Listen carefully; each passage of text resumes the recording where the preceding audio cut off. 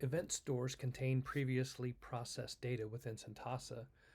To access that event store connection, simply unlock your canvas, drag and drop the event store node onto your canvas, click on the node, and you can now choose the data store or event store that you want to access the data from, and then the data set that you would like to access. And there's the development workflows and also the production workflows to choose the data.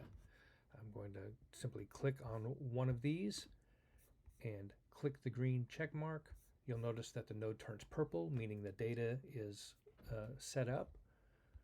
Click on the node if you would like to just look at the details to make sure you're looking in the right data store that you're anticipating. Preview will also give you a preview of the data to know that you're looking at the right data.